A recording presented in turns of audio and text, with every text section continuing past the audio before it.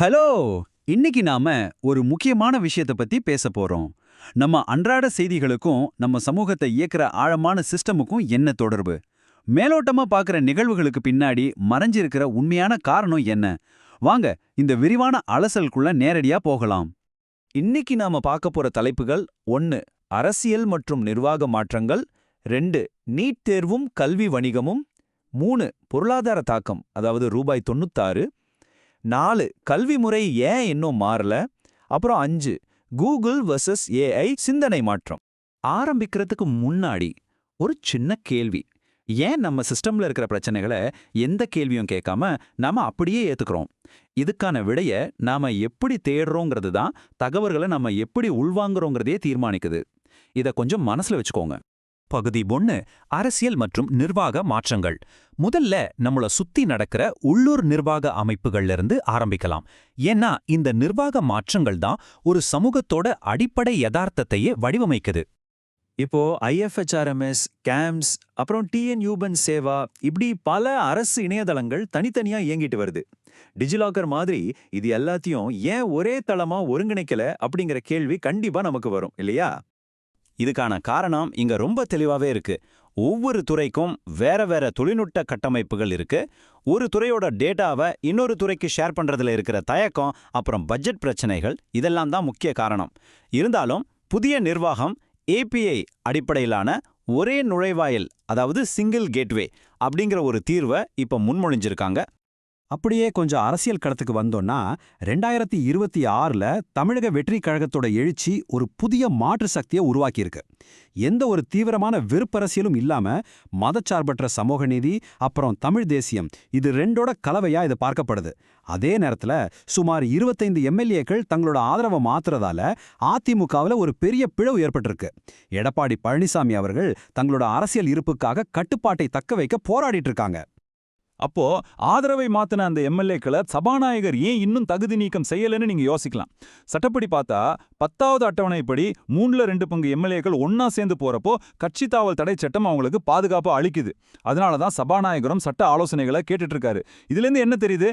அரசியல் வதந்திகளை அப்படியே நம்பாம அதோட உண்மையான பின்னணியை நம்ம கிரிட்டிக்கலா யோசிச்சு சரிபார்க்கணும்.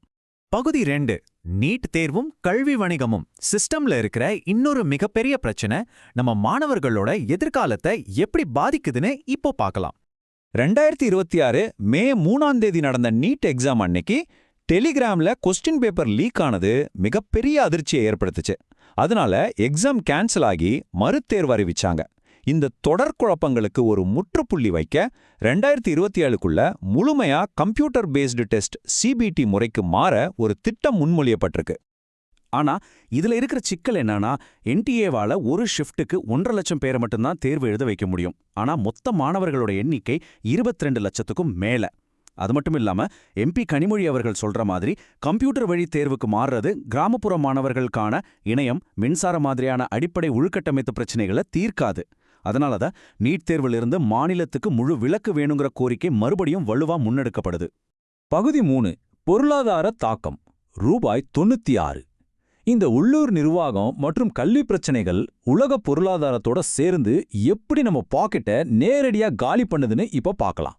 மே 13, 2026 நிலவரப்படி பார்த்தீங்கன்னா இந்திய ரூபாய்க்கு எதிரான அமெரிக்க டாலரோட மதிப்பு 96.11 96.11 அப்படிங்கிற புதிய உச்சத்தை தொட்டிருக்கு. இது சும்மா ஒரு நம்பர் கிடையாதுங்க. நம்ம எல்லாரோட அன்றாட வாழ்க்கையையும் பாதிக்க போற ஒரு குறியீடு. அதாவது இது ஏதோ தனித்த ஒரு சரிவு இல்ல. அமெரிக்க ஃபெடரல் ரிசர்வ் வங்கியோட வட்டி விகித உயர்வு, இந்தியா தன்னோட 80%க்கும் மேலான கச்சா எண்ணெய டாலர்ல இறக்குமதி சேருது, அப்புறம் அமெரிக்கா, இஸ்ரேல், ஈரான் நாடுகளுக்கு இடையிலான போர் பதற்றங்கள் இதெல்லாம் தான் இதுக்கான ஆணிவேர். இதோட நேரடி விளைவா பெட்ரோல் விலை உயருது, பணவீக்கம் அதிகமாகுது, இறக்குமதி பொருட்கள் விலையும் தாறுமாறா ஏறுது. பகுதி 4 கல்வி முறை ஏன் மாறல. ஒரு பக்கம் சிஸ்டம் சரிவர ஏங்கல, இன்னொரு பக்கம் பொருளாதார நெருக்கடி. இருந்தாலும் நாம ஏன் இதை எந்த கேள்வியும் கேட்காம ஏத்துக்கிறோம்? இதுக்கான விட நம்ம எப்படி சிந்திக்க பழக்கப்படுத்தப்படுறோம் அப்படிங்கிறதுல தான் இருக்கு. கல்வியாளர் பாலோ ஃப்ரையர் சொல்ற ஒரு விஷயம் இப்போ ரொம்ப பொருத்தமா இருக்கும். கல்வி ஒண்ணு அடிமைப்படுத்தும் அல்லது விடுதலை கொடுக்கும். கொஞ்சம் யோசிச்சு பாருங்க. நம்ம கல்வி முறை சொந்தமா சிந்திக்கிறவங்கள உருவாக்குறதுக்காக வடிவமைக்கப்படல. மாறா எந்த கேள்வியும் கேட்காத சிஸ்டமுக்கு கட்டுப்படுற தொழிலாளர்களை உருவாக்கத்தான் வடிவமைக்கப்பட்டிருக்கு. கல்வி முறை இன்னும் மாறாம இருக்கிறதுக்கு பின்னால பெரிய வியாபாரம் இருக்கு. 10,000 கோடி ரூபாய்க்கும் மேலான பிரைவேட் கோச்சிங் இண்டஸ்ட்ரி, 50 லட்சத்திலிருந்து 1 கோடி ரூபாய் வரைக்கும் விற்கப்படுற மேனேஜ்மெண்ட் கோட்டாக்கள், இதெல்லாம் இருக்கிறப்போ சிஸ்டம் எப்படி மாறும்? நீட், ஜேவிஇ மாதிரியான தேர்வுகள் உண்மையான தகுதியை அளவிடுவதை விட கார்ப்பரேட் நிறுவனங்களுக்கு தேவையான மன அழுத்தம் தாங்கக்கூடிய, ஏன்னு கேள்வி கேட்காத பணியாளர்களை வடிகட்டுற டூல்ஸா தான் செயல்படுது. அரசியல்லையும் கூட நாம எல்லாமே சரிதான்னு குருட்டுத்தனமா நம்பிடக்கூடாது. Doctor B.R. அம்பேத்கர் அவர்கள் ரொம்ப தெளிவா எச்சரிச்சிருக்காங்க. ஒடுக்கப்பட்ட மக்களை அரசியல் கட்சிகள் தங்களோட சொந்த அதிகாரத்துக்காக பயன்படுத்துறாங்களே தவிர அவங்களோட உண்மையான விடுதலைக்காக கிடையாதுன்னு.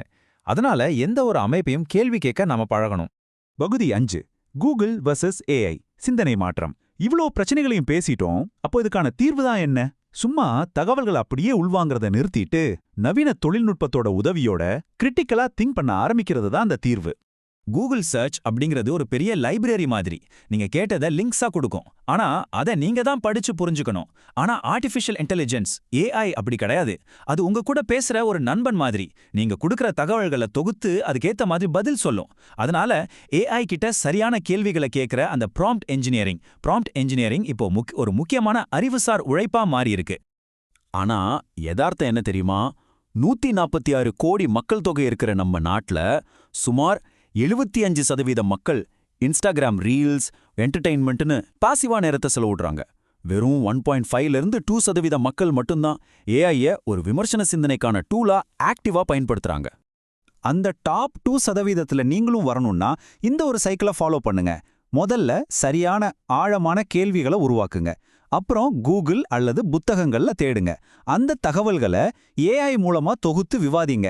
கிடைச்ச உண்மைகளை நீங்களே சரிபார்த்து கடைசியா மத்தவங்க என்ன நினைப்பாங்கன்னு யோசிக்காம தனிமையில சிந்திங்க. ஒரு விஷயத்த நல்லா ஞாபகம் வச்சுக்கோங்க.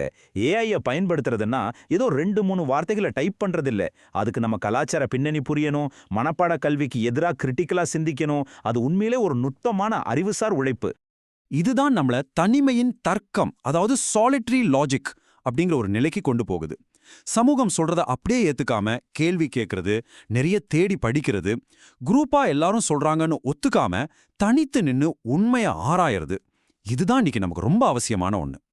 அப்போ இந்த அலசலோட முடிவுக்கு வந்துட்டோம். உங்களை சுத்தி நடக்கிற விஷயங்களை கொஞ்சம் உத்து பாருங்க.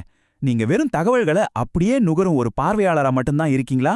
இல்ல உண்மைய விமர்சனபூர்வமா தேடி சுயமா சிந்திக்க போறீங்களா? நீங்களே முடிவு பண்ணுங்க.